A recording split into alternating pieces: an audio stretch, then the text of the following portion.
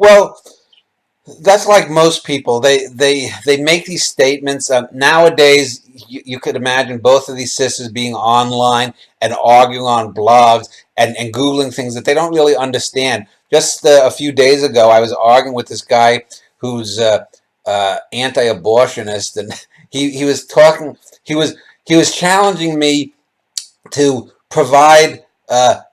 I said a fetus isn't a human being. Science has shown this for decades. He said, "Show me the scientific papers and whatnot." And I said, "I'm not going to show that to you, you troll." I said, "Number one, I'm not gonna direct you to scientific papers proving that NASA landed on the moon, a rocket, that the theory of evolution is correct, or that the theory of gravity is correct." I said, "Do your own work. Any scientist knows this and whatnot." And so I avoided an argument with this idiot. This is the kind of thing trolls. And I could see, especially the character of Faith being an online troll, because one of the really great things about this play is, I talked about how we get the actual differences in Danny's remembrances of what happened with Janelle in each of the iterations that go further and further with the sex scene.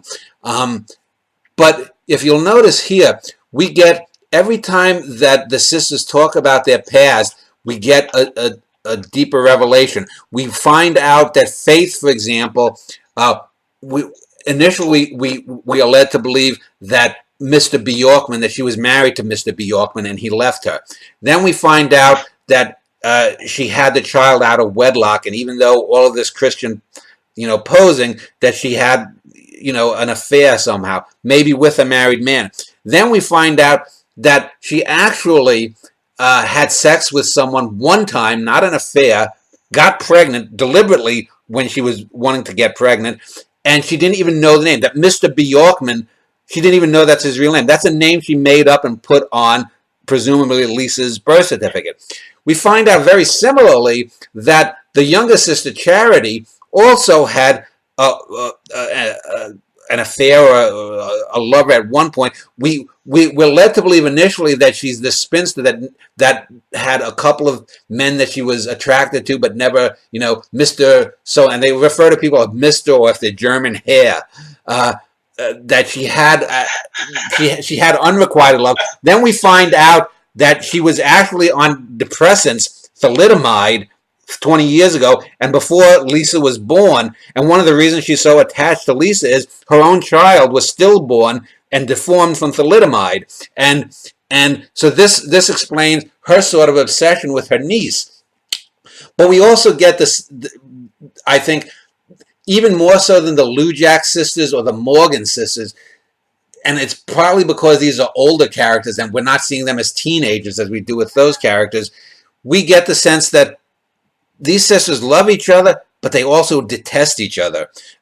Faith clearly is jealous or envious of Charity's meager musical ability. Charity is a passable pianist and failed musician, and clearly at one point I think Charity even says something to the effect that she sort of resents the fact that her baby died and that Faith got to have a child. And yet we also know how they lie about themselves to themselves, and Danny is the only one who can basically puncture through them. He calls them crazy old broads, and you get the sense with the maid, the black maid, Etta, like many other adults, a lot of adult females seem to like Danny Wagner. The adults tend to like the young Danny, at least. And Etta seems to know that her employer and Faith and Charity are nuts, but they're these crazy white ladies that she's been with for who knows how many years. She's probably done the bulk of raising Lisa herself. And while that seems stereotypical, it's also what really happened. They did have a maid. I don't know if the real black maid was a live-in maid. I didn't mention the black maid in the True Life version, but I don't know whether she was a live-in maid or she just came every day. But